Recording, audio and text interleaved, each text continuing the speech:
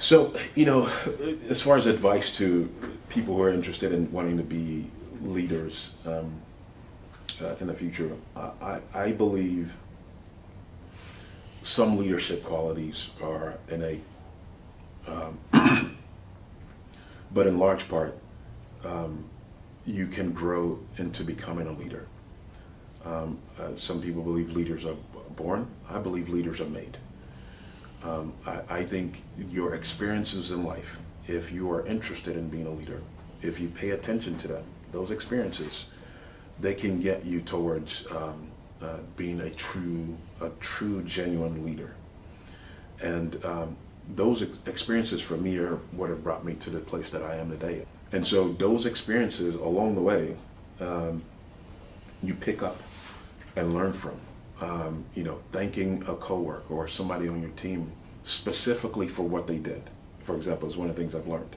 Sometimes we just say, oh, thank you, but no, oh, thank you for those comments in that meeting, or thank you for opening the door. Being specific about what they did is one of the things that I've learned. Learning people's names, learning who their family members are, showing some empathy and care for people that are related to them, because again, we spend a lot of hours at work, but people have lives outside of their work. And so I try to understand where people are and what's going on in their lives. People appreciate those things. I love when a boss would say, oh, so how's your daughter?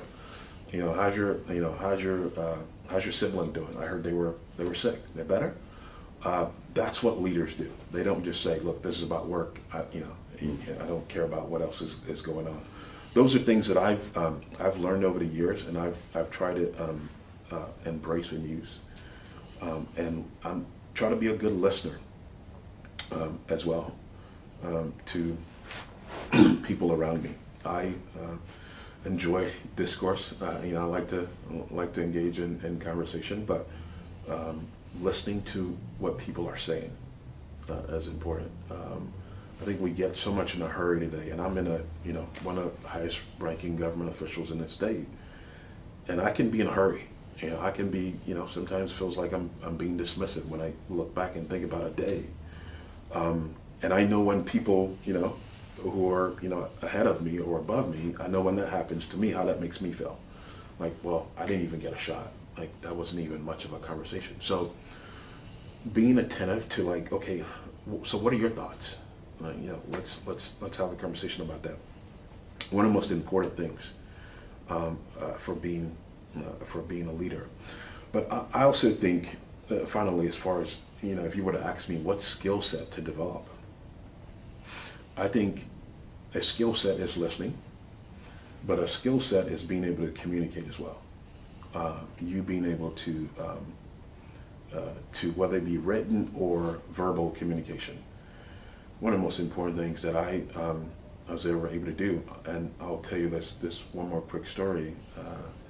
When I came to America, I had a pretty deep accent. I grew up in Nigeria that was sort of a British English culture. Spent some time in England, and that's how I spoke. And my fellow classmates would say, "What did he say?" And I didn't understand what they were saying either. And my dad said, "Look, here's what you're gonna have to do." And so I'm in the 10th grade. He made me watch the nightly news for all three broadcasters, Peter Jennings, Tom Brokaw, and Dan Rather. Made me watch each one of the telecasts every single night after I did my homework, a recorded VCR tape. I just hit play and go back and watch all three. And they were different. Jennings was from Canada and Rather was from Texas. But I could pick up a Canadian accent, how he spoke, and Rather's southern drawl, if you will. But as time went on, I was able to learn how to communicate almost like a broadcaster would. But I could also go into some of the most difficult neighborhoods in